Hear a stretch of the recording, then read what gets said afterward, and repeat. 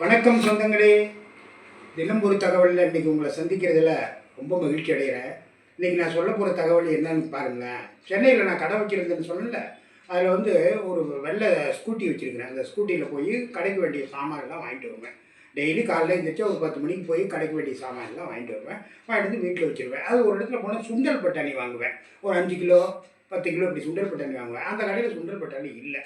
சரி, அப்புறம் வாங்கிக்கலான்ட்டு மதியானம் சாப்பிட்டு பழுது தூங்கிட்டு கடையை ஸ்டார்ட் பண்ணிவிட்டு 4 மணிக்கெலாம் கடையை ஸ்டார்ட் பண்ணிட்டு கடையிலேருந்து என்ன பண்ணேன், நீ எடுத்து வச்சுட்டு நான் வந்து அதை போய் சுண்டல் பட்டாணி வாங்கிட்டு வந்துடுறேன் அப்படின்னு சொன்னேன். கடையில் வியாபாரம் முடிஞ்சிருச்சு. நான் வர்றேன். வந்தால் அது வந்து நான் பட்டாணி வாங்க போகிற இடம் வந்து ஒரு 1 கிலோமீட்டர் வரும். பட்டூர்னு ஒரு ஊர். 1 கிலோமீட்டர் வரும். எல்லாம் காட்டு சைடு. அந்த பக்கம் பூரா வாழைத்தோப்பு தென்னந்தோப்பு இந்த மாதிரி, இந்த பக்கம் பூரா வீடுங்க வரிசையாக இப்படி வந்துட்டு இருந்தேன். நான் போகும்போது ஒரு பொண்ணு, ஒரு 17 18 வயசு பொண்ணு இருக்கும். 18 வயசு இருக்கும்.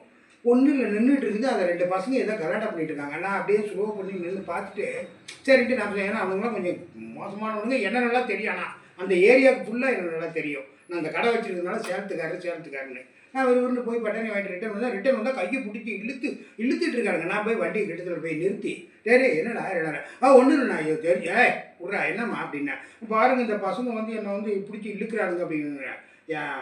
டேய் போங்கடா டேய் போலீஸில் கம்ப்ளைண்ட் கொடுத்துருவோம் போடா அப்படின்ட்டு அந்த பொண்ணை வண்டியில் உட்காருமான்னு.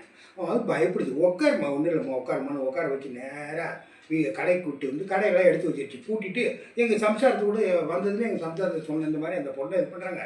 வீட்டுக்கு கூப்பிட்டு போய் அமைதியாக என்னன்னு கேட்கலான்னு. நைட்டு வரும் மணி 10. வீட்டுக்கு கூப்பிட்டு வந்து அப்பார்ட்மெண்ட்டுக்கு மேலே கூப்பிட்டு வந்ததும் அந்த பொண்ணு உட்காந்து சாப்பிட்றியாம்மா. அவன் காலையிலேருந்து ஒன்றுமே சாப்பிட்லையா. சரின்னு சாப்பாடெல்லாம் போட்டு சாப்பிட வச்சுட்டு பொறுமையாக நீ யாருமா என்னம்மானா ராணிப்பேட்டையில் அவங்க பாட்டி வீட்டில் தங்கியிருக்காங்க. அவங்க அப்பாவும் அம்மாவும் செங்கல் இருக்கிற வேலைக்கு போயிருக்கிறாங்க. அதனால் பாட்டி வீட்டில் தான் அந்த பொண்ணு இருக்குது. அதனால் என்ன ஆகிடுச்சு, அந்த பொண்ணு ஏதோ ஒரு இது பண்ணிட்டு பிள்ளைங்க கூட சேர்ந்த மாதிரி அது இதுன்னு புத்தியை மாற்றி பஸ் ஏறி இங்கே வந்துருச்சுங்க. போரூர்லேருந்து நடந்தே இங்கே வந்துருச்சு. வந்துட்டு அந்த பொண்ணு வந்து நைட் அன்றைக்கி தங்க வச்சு அடுத்த நாள் காலையில் அந்த பொண்ணை உட்கார வச்சு நேராக வளசரவாக்கம் கொண்டு போய் போலீஸ் ஸ்டேஷனில் இந்த மாதிரி கம்ப்ளைண்ட் பண்ணி அவங்க அங்கேருந்து ஃபோன் பண்ணி அவங்க அப்பா அம்மாவுக்கு வர வச்சு அவங்க அப்பா அம்மா புத்தி சொல்லி அந்த பொண்ணை அனுப்பிச்சி விட்டாங்க. இதை ஏன் சொல்கிறேன்னா, அன்னைக்கு மட்டும் அந்த சம்பவத்தை நான் கண்டுக்காமல் நான் தான் போயிருந்தேன்னு வச்சுக்கோங்க, அந்த பொண்ணுடைய நிலைமை என்னங்க ஆகிருக்கும். அதை நினச்சி பார்த்தா எனக்கு இன்னைக்கு கூட இதாக இருக்குது. ஒரு நல்ல காரியம் செஞ்ச மாதிரி திருப்தியோட நாளைக்கு வேறு ஒரு தகவலில் உங்களை சந்திக்கிறேன். பாய்.